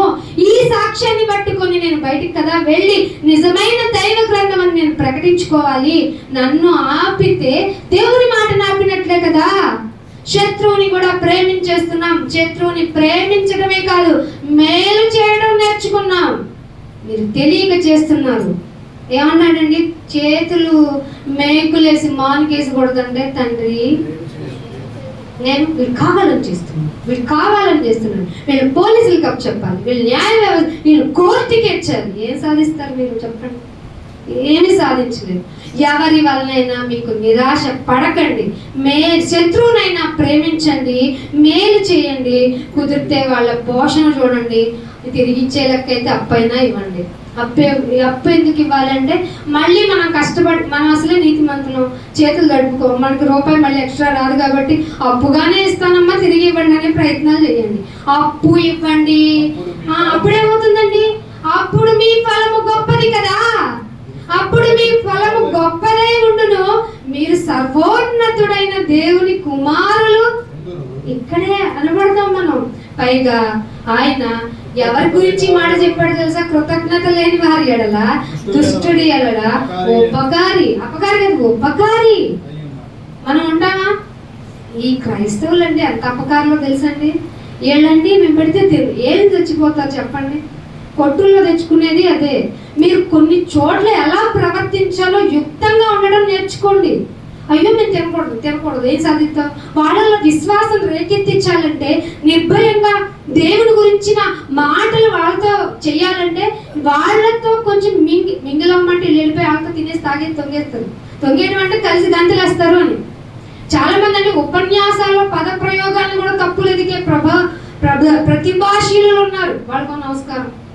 ఇక్కడ నుంచి చెప్పండి, మీకు షార్ప్గా చెప్పాలి, మీ మైండ్ చూడాలి, మీ మొహాలు చూడాలి, మీ అల్సర్ చూడాలి, మళ్ళీ టైం ఫ్లక్చుయేషన్లో ఉండాలి. ఇవన్నీ చేసి మీకు మొత్తం రిప్రజెంట్ చేసి కనీసం మారండ్రాన్ని చిన్న రియలైజేషన్ కలిగించాలి. అది సాధ్యమవుతుందా? చేయండి. మీకు ఉంది తలాంతు, కానీ మీరు భూమిలో కప్పెట్టారు, మేము మొలకెత్తుతున్నాం అంతే. అందుకే నేను అంటున్నాడు, దుష్టుల ఎడల కూడా మీరు ఉపకారులై ఉండాలి. ఇవన్నీ చేయరా? చెయ్యం. ఏం చెప్తారు అంటారా? ఆ మాట కూడా చూపించాలగా. ఇది చెప్పి ముగించేస్తాను. 1 కొరింథీయులకు రాసిన పత్రిక 15వ అధ్యాయము 58వ వచనం. నువ్వు శత్రువుని ప్రేమించడం అంటే మాట్లాడమా? నువ్వు ప్రేమించు అంటే చాలా బాగా చేస్తున్నావు. మేము వాళ్ళ శత్రువులని వాళ్ళకు కూడా తెలియకుండా చేస్తున్నాం. మీకు తెలియాలి ఈ విషయం. కాగా ప్రియమైన సహోదరులారా, మీ ప్రయాస ఎవరినందు మళ్ళీ మేము ప్రయాసపడ్డామని మీ లోకపరమైన భోగేచ్ఛల మధ్య ప్రయాసపడి మీ ఇష్టానుసారంగా ప్రవర్తించి ప్రయాసపడుతున్నాం అనకండి. మీ ప్రయాస ప్రభువునందు ఉంటే అర్థం కాదు. అంటే మన ప్రయాస వ్యర్థమవుతుందా? ఖచ్చితంగా వ్యర్థం ఉంటుంది. ఎప్పుడు వ్యర్థం కాదు? దేవుని యందు ఉన్నప్పుడు వ్యర్థం కాదు. వ్యర్థము కాదు అని ఎరిగి మీరు ఎలా ఉండాలో తెలుసా? స్థిరంగా ఉండాలి. కాసేపు అయ్యగారు చెప్పింది విందాం, కాసేపు ఆ అమ్మాయి చెప్పింది విందాం, లేదా ఆ పాస్టర్ గారు చెప్పింది విందాం, వీళ్ళు చెప్పింది విందాం. అలా కాకుండా కదలక, వ్యర్థము కాదని తెలిసి స్థిరంగా కదలక ప్రభువు కార్యాలు ఏమిటో వాటిని అభివృద్ధి పరచడం ఎలాగో ఏం చేయాలట? వాటి విషయంలో ఎప్పుడు ఆసక్తి ఉన్నట్టు మీటింగ్లు పెట్టండి. వాళ్ళ ఫుడ్ బాగుంది, ఏమొస్తాయి తెలుసా? మనసు చురుక్కుమంటది. వాక్యం కష్టపడి చెప్తాం, ఈ వాక్యం వల్ల ఇవాళ బాగా నేర్చుకున్నాం, ఈ విషయంగా అభిప్రాయ భేదం ఉండింది, దీనిలో మార్పు చెందాం కాదు. ఇవాళ సాంబార్ హైలైట్, ఇవాళ చట్నీ హైలైట్, ఆ రోజు ముక్కలు హైలైట్. ఏంటండి ఇది? రొట్టె మాత్రము వలనే కాదని చెప్పే మనమే కూడిక అయిపోయిన తర్వాత మన డిస్కషన్స్ ఇలా ఉంటే ప్రయాస వ్యర్థమా కాదా? స్థిరంగా ఉండండి, కదలకుండా ఉండండి. కాసేపు రొట్టె నాకు బతుకు అనకండి, కాసేపు కాదు ఆయన మాట అనకండి, ఇది కావాలి అది కావాలి అనకండి. ఒక విషయంగా కదలక స్థిరంగా ఉండి దేవుని కార్యాలు వాటి అభివృద్ధి. ఇవాళ మీటింగ్ విషయంగా నేను బహిరంగంగా చెప్తున్నాను, మీకు ఈ సౌండ్ సిస్టమ్ అస్సలు బాగాలేదు. చాలా ప్రయాసపడి గొంతు గట్టిగా చెప్పాల్సి వస్తుంది, ఎంత ఎనర్జీ యూజ్ చేయాల్సి వస్తుందో. అభివృద్ధి చెందండి, మీరు రెస్పాండ్ అవ్వండి, స్పాంటేనియస్ గా మీరు బిహేవ్ చేయడం నేర్చుకోండి. ప్రార్థన అనగా నలుగురు ఇటు తిరుగుతారు, వాక్యం అంటే ఇక కొంతమంది ఉంటారు, ఒకళ్ళు తిరుగుతూనే ఉంటారు, ఒకళ్ళు పోతూనే ఉంటారు. ఏంటి మీరు దేవునికి ఇచ్చే రెస్పెక్ట్? మీరు వచ్చి కళ్ళలో చేతులు వేస్తే దేవుడు యాక్సెప్ట్ చేస్తారా? అందుకే మీలో చాలా మంది ఎందుకు తీసుకొని మరి అపరాధులు అవుతున్నారు. మీ బిహేవియర్ ఆఫ్ ఇక్కడ నేచర్ ఉంది చూసారా, ఇక్కడే తెలిసిపోతుంది మీరు ఎలా ఉంటున్నారు. ఏ విధంగా ఆయన కార్యాన్ని అభివృద్ధి చేయాలి, ఎలాగైనా సువార్తని సకల జనుల సాక్షాత్తం అనే గట్టి కాడి మన మీద ఉంది. దాన్ని జత పరివారంగా మోసుకుని వెళ్ళాలి కదా మనందరం. మోసుకునే వెళ్ళే విషయాలలో ఆసక్తులై ఉండండి. చెయ్యం 34 వచ్చింది. ఇన్ని చెప్పాం కదా మార్చుకుంటారంటే నాకు తెలియదు, దేవుడే చెప్పాడు. 54లో 34 వచ్చినలో చూడండి. 34 సరే 34 చదవమ్మా. నీతి ప్రవర్తన కలవారై మేల్కొని ఏం చేయమన్నాడు? ఇకనైనా మళ్ళీ ఛాన్స్ ఇచ్చాడు. పునరుద్ధాన దినము మళ్ళీ మన లిస్ట్ లో మన జీవిత కాలంలో వచ్చిందంటే అర్థం ఏంటంటే నువ్వు ఇంకా మారాలి, నీకు ఇంకా పని ఉంది, నువ్వు చాలా విషయంలో నిన్ను నువ్వు మార్చుకోవాల్సిన అవసరం ఉంది. కానీ నువ్వేమంటున్నావు అంటే నేను ఇక మారాల్సిన అవసరం లేదని బలలో చేతులు వేస్తున్నావు, అందుకే నువ్వు అపరాధి అవుతున్నావు. కానీ నీతి ప్రవర్తన, ఏ ప్రవర్తన? నీతి ప్రవర్తన ఉంటే మేల్కొంటావు, లేకపోతే నిద్రపోతావు. నీతి ప్రవర్తన గలవారై మేల్కొని పాపం చేయకండి. నీతి ఉంటే మేల్కొని ఉంటావు, మేల్కొని ఉంటే పాపం చెయ్యవు, పాపము చెయ్యవు. నేను ఒకటి చెప్తున్నా, దేవుని గూర్చిన జ్ఞానము కొందరికి లేకుండా సంఘంలో ఉంటున్నారు. మీకు సిగ్గు కలగాలి, ఇందుకే చెప్తున్నాను అన్నాడు పౌలు. ఇందుకే మీకు సిగ్గు కలగడానికే చెప్తున్నాను. దేవుని గుర్చిన దేవుడు ఎందుకు, ఏం చేయడానికి భూమి మీదకి తన కుమారుడు పంపించాడు, ఎందుకు ఈ క్రమాన్ని పెట్టాడు, బలలో చేతులు వేయటం అంటే ఏంటి, ప్రవర్తన మార్చుకోవడం అంటే ఏంటి, నీతి ప్రవర్తన అంటే ఏంటి, అసలు తీసుకుంటే ఏమవుతుంది, తీసుకోకపోతే ఎక్కడికి వెళ్తాం, తీసుకున్న మనం బయటికి వెళ్ళి దేవుడు చెప్పిన నీతి ప్రకారం ఉంటే మనకి ఏమేమి కలుగుతాయి, వాటి వల్ల నష్టం కలిగిన దేవుడు నిన్నెలా ఉంచుతాడు, నీటి కాలువల యొక్క యోరాను ఎలా ఉంటుందో అలా పచ్చగా ఉంచుతానని చెప్పిన ఆయన మాట వినని నిన్ను ఏం చేయాలో తెలుసా? నీకంటే నీ క్రియలు ముందే పోతున్నాయి. 1 తిమోతికి లాస్ట్ అండ్ లీస్ట్ రిఫరెన్స్ చూడండి. ఈ మాట అనకూడదు కానీ అనాల్సి వస్తుంది. 1 తిమోతికి రాసిన పత్రిక 5వ అధ్యాయము 24వ వచనం. 5వ అధ్యాయము 24. కొందరి పాపములు తేటగా బయలుపడిపోతున్నాయంట. ఎలాగా తేటగా అంటే వెరీ క్లియర్ గా బయలుపడిపోతున్నాయి. పైగా అవి న్యాయ తీర్పునకు పదమ్మా, ముందుకు పద, నువ్వు పద, మేము ముందెళ్తున్నాం, నీ క్రియలు కదా ముందెళ్తున్నావు, నువ్వు ఎట్టా బిహేవ్ చేసావో, దేవుడి విషయాన్ని పరంగా నీ హృదయంలో ఏమనుకున్నావు, బయటకు ఎలా ప్రవర్తించావు, నీ క్రియలు బయటకు ముందే తేటగా వెళ్తున్నాయి. మరి కొందరి పాపములు వారి వెంట వెళ్తున్నాయి. ముందే వెళ్తున్న వారి సంగతి ఎవరో తెలుసా? మరణించిన వారు. వెళ్తున్న వారు వెంటతో పోతున్న వారు, ఇంకా బతికి ఉండి నీతి ప్రవర్తన విషయంలో ఛాన్స్ ఇచ్చిన మార్చుకొనని వారు. అయితే మంచి చేసిన వాళ్ళకి ఏమో ఉండదా అంటే 25వ వచనంలో మంచి కార్యములు తేటగా బయలు పడుతున్నాయి. ఒకవేళ మంచిదైనా చెడ్డదైనా బయట పడలేదా? మీరేం కంగారు పడకండి, అది దాచబడ నేరవు. మీరు చెడు చేస్తున్నారా, అది బయటకు వస్తుంది. మంచి చేస్తున్నారా, అది బయటకు వస్తుంది. సో మిమ్మల్ని మీరు పరీక్షించుకునే సువర్ణ అవకాశం, బంగారు అవకాశం, ప్లాటినం అవకాశం ఇదే. మిక్కిలి అనుకూల సమయం. మేల్కోండి, మిమ్మల్ని మీరు పరీక్షించుకొని వాళ్ళలో చేతులు వేసి ఆయన నీతిలో ప్రవర్తించడానికి, ఆయన పోలికలోనికి రావటానికి మిమ్మల్ని మీరు సరి చేసుకోండి. దేవుడు వీటి మాటలతో మిమ్మల్ని బలపరచునుగాక. ప్రార్థన చేసుకున్నాం. తండ్రి, మీకు ఎంతో వందనాలు చెల్లించుకుంటున్నాం నాయన. మాకు ఇచ్చిన మరొక అవకాశం మమ్మల్ని మార్చుకోవటానికి, మేము ఎలా ఉండాలో ప్రేమగా సత్యం చెప్పడానికి, మేము నాయన నీ బిడ్డలాగా ఎలా ప్రవర్తించడానికో నాయన మాకు నేర్పించారు. వాళ్ళలో చేతులు వేయటం అంటే శరీరపరమైన క్రియ అనుకున్నాం. అంతరంగంగా ఎన్నో మార్పులు చెందాలి, అన్ని విషయాల్లో ఎదగాలని చెప్పిన నీకు సదా ప్రణమిలుతున్నాం నాయన. నీవు మాత్రమే శత్రువుని ప్రేమించు అన్న మాటని మా మనసులో పెట్టుకొని ఎవరికి హాని చేయకుండా మరణాంతం వరకు మమ్మల్ని నమ్మకంగా ఉంచమని, అదిగో అలా ఉండే విధిలో భాగంగా నీ బిడ్డని జ్ఞాపకం చేసుకోవడానికి మాకు ఇచ్చిన విధిని గుర్తు చేసుకుంటూ నాయన, మాకు ఇచ్చిన అవకాశాన్ని సద్వినియోగం చేసుకుంటూ మమ్మల్ని మేము మార్చుకుంటూ నీకు ఇష్టమైన బిడ్డలుగా ఉండటం మమ్మల్ని సిద్ధపరచమని యేసుక్రీస్తు వారి పరిశుద్ధమైన నామమున ఈ ప్రార్థనను అడిగి వేడుకుంటున్నాము తండ్రి. Thank you all of you. God bless you to all.